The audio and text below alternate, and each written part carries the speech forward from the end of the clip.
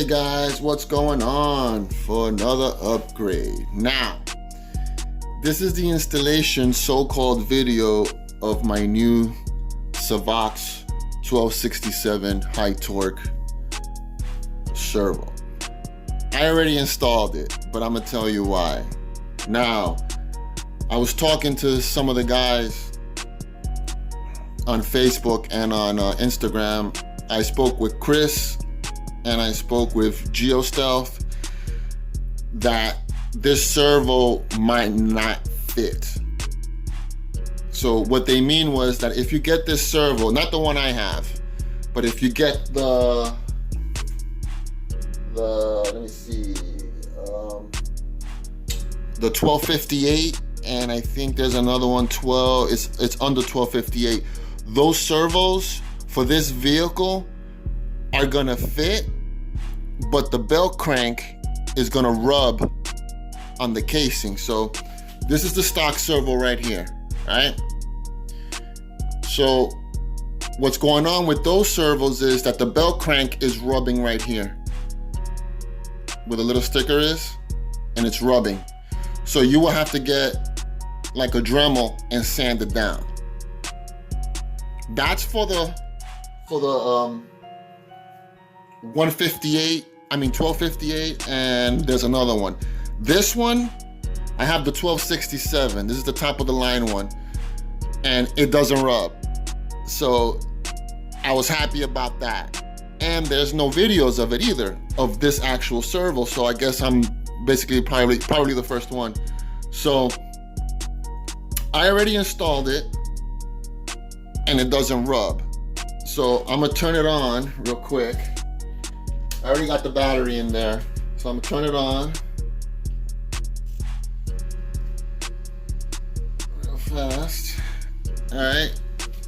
So as you can see, I mean, it's a tight fit, but see the bell crank right here?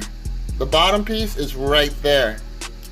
So the issue was that this bell crank, when you install the other servos, the 1258, the bell crank is gonna rub. So you have to sand that servo down.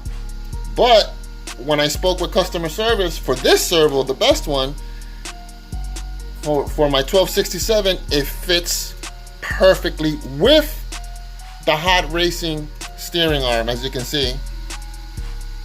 I thought the screw right here was gonna rub, so I changed it, and then I tested it out before I even installed the servo. I just plugged the servo into the box real quick and then tested it out. Then I said, oh wow, I got a lot of clearance.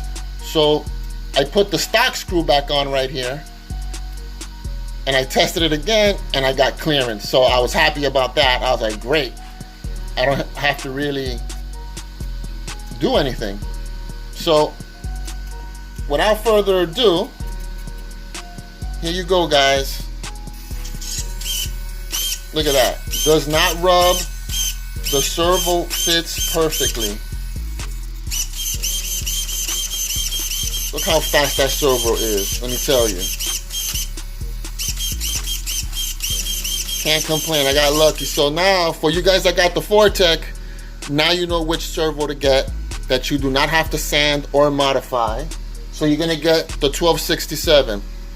This is the black edition, the one that I have, and they have the basically regular edition, like the normal one with the orange stripe. So again, perfect. Look at that.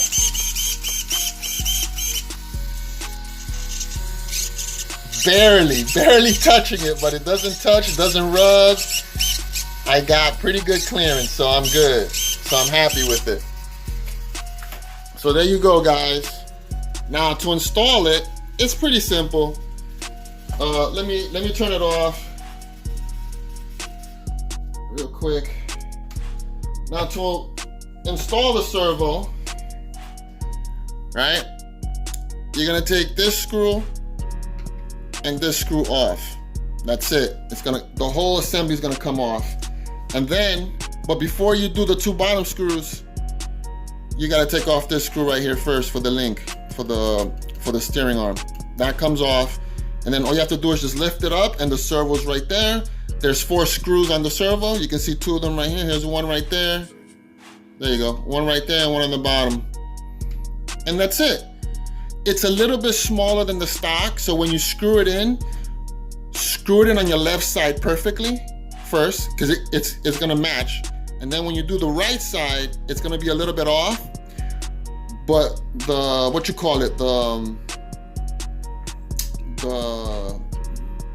servo casing that holds the servo, just push it in with your fingers and then screw it. And then that's it. Pretty simple upgrade. And of course, when you're installing your servo, center it. It's pretty simple. Just plug in the servo before you install it, plug it in on top, take your controller, put the trim on 0, put the TSM on 0, and then turn it on so you can center your servo. So you don't want to burn out your servo if it's not centered. And it's pretty simple. Again, plug it in, plug in the battery, make sure your trims are on 0, steering trim and your TSM is on 0, it's off, and then turn it on. And then just, mess with the steering wheel of your transmitter, and then that's it. And then it's centered. I did it twice just in case, And then that's it. And then you just install everything back. Again, take this screw off right here, and these 2 screws on the bottom, and then that's it. It's very simple.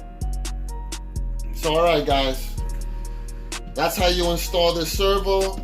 And again, if you decide to get this servo's overkill. This has tremendous torque and speed. And the good thing about this servo, it fits. There's no issues with rubbing or anything like the other ones. So, all right guys, I hope this video was informative. Sorry that I didn't install the servo on camera, but because of the issues that I thought I was gonna have, I said, well, let me do it real quick just to see. And since I put it all together and nothing rubs, so I figured I'm not gonna take it all apart again and then do a video of it. So I hope this video was informative when it comes to this servo, but I'm extremely happy with it. So, all right guys, that's it for me. Later.